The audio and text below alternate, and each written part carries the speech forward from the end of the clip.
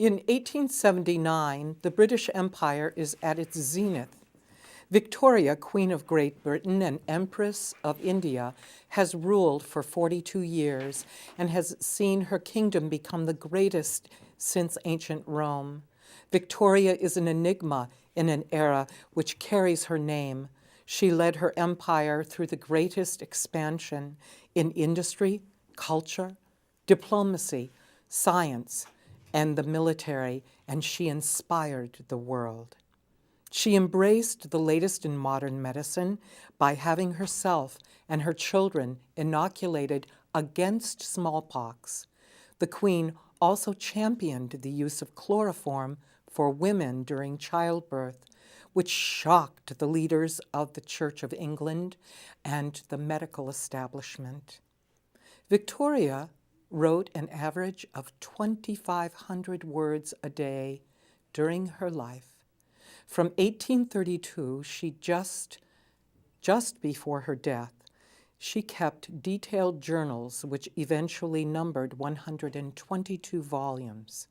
With passion, charm, and wit, Sally Mummey dispels the myth, legend, and fable that obscure Queen Victoria. In a first-person portrayal, Miss Mummey captures the essence of the Queen through Victoria's writings and that of the family. Although the Queen did not win all of her battles, she was never defeated. Her Majesty said, "We are not interested in the possibilities of defeat. They do not exist." We now join the Queen at Osborne House.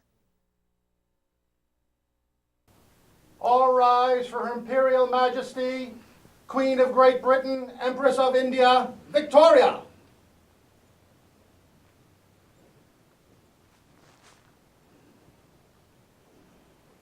The Queen grants permission to be seated in her presence.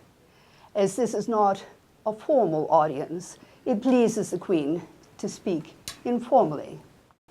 As I was just 18 years old and not married, it would cause a scandal if I moved into the palace without Mama. Therefore, I had to provide rooms for she and her entourage, which included Conroy. It's like living with an enemy. My coronation took place, and millions of people came forth to see my progress to and from Westminster Abbey. I felt so humbled. I must admit, the crown being placed on my head was the most beautiful, impressive moment, as all the peers and peeresses placed their coronets at the exact same instant, all shouting, "God save the Queen," which is something I was fervently praying at the time. Now that I was coronated, my marriage seems to be on everyone's mind but the Queen's. It had long been understood I would marry my German cousin, Prince Albert of Saxe-Coburg and Gotha. We were just born 3 months apart. But I have met Albert, and I have not been overly impressed. However, many handsome suitors now flock to London. And I must admit, I have been quite infatuated with at least one of them. Yet still my uncle Leopold keeps advancing the cause of Albert, whom I have deliberately kept at arm's length, as I do not even know if I like him, and I did not even invite him to the coronation.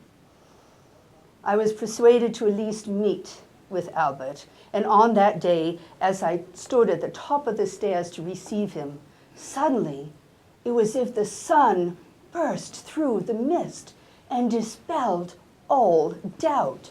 He was the most handsome and pleasing man I had ever met. But how does one propose? We were married 4 months later, and how I feel safe and secure with Albert by my side, and delight in marriage.